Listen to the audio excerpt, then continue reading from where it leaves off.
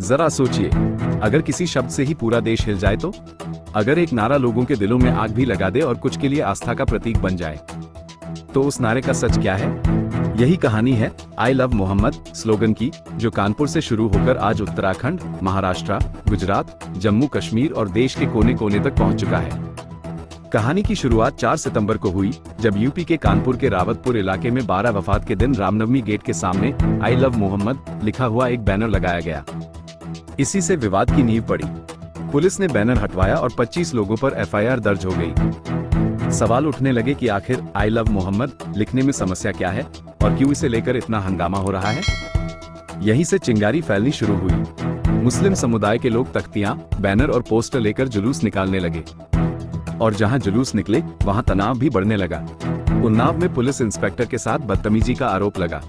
बिना इजाजत लिए जुलूस निकालने पर मामला बिगड़ा और एफआईआर हुई। आरोप तो यहां तक लगे कि इंस्पेक्टर के स्टार तक नोच लिए गए। महाराष्ट्र, नागपुर, गुजरात और उत्तराखंड के कई इलाकों में भी यही नारे और यही प्रदर्शन देखने को मिले। काशीपुर में पुलिस पर पत्थरबाजी और दुर्व्यवहार के आरोप लगे। हालत इतनी बिगड़ी कि वहां का माहौल हाई अलर्ट पर पहुंच गया। लेकिन असली सवाल यह है कि क्या पुलिस ने शुरू में ही गलती कर दी? क्या बैनर हटवाकर और एफआईआर दर्ज करके इस मामले को और ज्यादा हवा दे दी गई? या फिर कहीं न कहीं कोई ताकतें चाहती हैं कि इस देश में नफरत और हिंसा फैलाकर लोगों को भटका दिया जाए? मामला और गंभीर तब हो गया जब नारे सिर्फ आई लव मोहम्मद तक सीमित नहीं रहे। भीड़ में अचानक से सिर तन से जुदा जैसे खतरनाक नारे भी सुनाई देने लगे। और यही सबसे बड़ा डर है, क्या शांतिपूर्ण प्रदर्शन के बीच कुछ उपद्रवी लोग घुसकर हिंसा का बीज बो रहे हैं?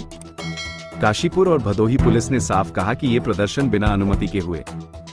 लोगों को गुमराह करके भीड़ जुटाई गई और माहौल बिगाड़ने की कोशिश की गई। पुलिस का दावा है कि कई लोगों की पहचान हो चुकी है और जल्द कार्रवाई होगी। लेकिन दूसरी तरफ ये भी सच्चाई है कि हमारे देश का संविधान हर नागरिक को अपने धर्म का पालन करने और प्रचार करने की आजादी देता है। अगर कोई आई लव मोहम्मद लिखता है या कोई अपने भगवान का नाम जपता है, तो इसमें आपत्ति क्यों? सवाल यह है कि क्या इसे धार्मिक भावना का मुद्दा बनाकर आम जनता को आपस में लड़ाने की साजिश तो नहीं हो रही?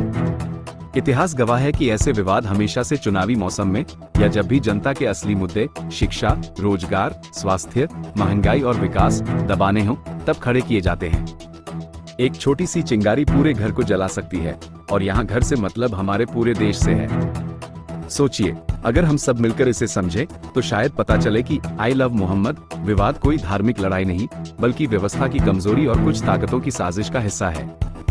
तो दोस्तों, असली सवाल यही है, क्या हम इन नारों और झगड़ों में उलझकर अपना भविष्य बर्बाद कर देंगे, या फिर समझदारी दिखाकर असली मुद्दों पर ध्यान देंगे? 8 बजे के करीब में नदीम अख्तर ने, जो एक व्यक्ति है, उसने अपने कुछ साथियों के साथ यहाँ अली खां मोहल्ले में यहाँ पे शांति व्यवस्था को प्रभावित करने का प्रयास किया।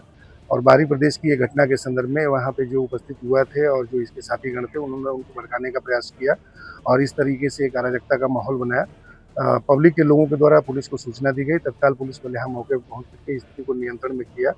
और जो लोग भी इस घटना में इन्वॉल्व थे, चाहे वो स्वयं द्वारा, चाहे इसके बकाव में आकर के, उनको हम आइडेंटिफाई कर रहे हैं। पुलिस की टीम में कुछ लोगों को आइडेंटिफाई कर चुके हैं, जिनके वहाँ हमारे द्वारा दबिश दी जा रही है।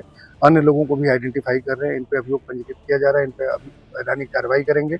मैं आम लोगों से अपील करूंगा कि ये अराजक तत्व हैं, इनका अपना अंतर्निहित स्वार्थ है, उसी के उसमें इनके द्वारा लोगों को गुमराह करके और इस तरह का कार्यक्रम करने का प्रयास किया गया। इनके द्वारा न पुलिस को पूर्व में सूचना दी गई, प्रशासन को न सूचना दी गई, न इनके द्वारा कोई अनुमति ली गई थी, और इस तरीके से एक कार्यक्रम करके और यहाँ पर शांति व्यवस्था को चुनौती दी गई, शांति व्यवस्था को प्रभावित करने का प्रयास किया गया, अराजकता का एक माहौल बनाने का प्रयास किया गया।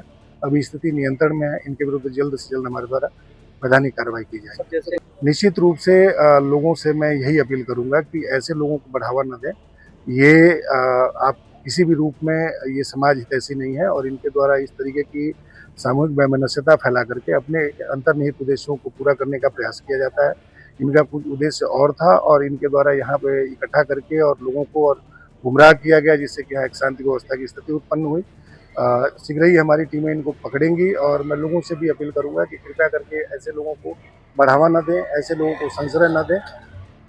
ये कहीं न कहीं काशीपुर के हित में भी है और अली खां मोहल्ले के भी है। इस तरह की कोई हानि नहीं हो पाई, क्योंकि सूचना समय से मिल गई थी और पुलिस मौके पे समय से पहुंच गई थी, और स्थिति को हमारे द्वारा नियंत्रण में ले लिया गया था। आवश्यक बल यहाँ पर मौजूद भी है, और हमारी कुछ टीमें दबिश भी दे रही हैं। जो आम लोग थे उनको हमने बताया भी किया, लोगों के द्वारा यहाँ पे सहयोग किया जा रहा है। यहाँ के जो निर्वाचित पार्षदगण थे वो भी आए थे, वो भी इस चीज़ के खिलाफ थे कि भाई ये चीज़ ऐसी नहीं होनी चाहिए थी।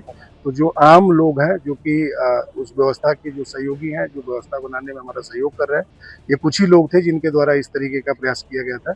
जो लोग थे यहाँ पे सीसीटीवी कैमरे के माध्यम से और जो कुछ पर्सनल लोगों के द्वारा जो रिकॉर्डिंग की गई थी, उससे हम जानकारी ले रहे हैं। जो लोग भी होंगे इनको आइडेंटिफाई करके हमारे द्वारा कार्रवाई की जाएगी। जनपद भदोही में सोशल मीडिया के माध्यम से ये कुछ वीडियो जो सोशल मीडिया में चल रही हैं, संज्ञान में आया है कि कुछ युवकों के समूह ने जो प्रकरण कानपुर में हुआ था उसके विरोध प्रदर्शन में नारेबाजी करी है।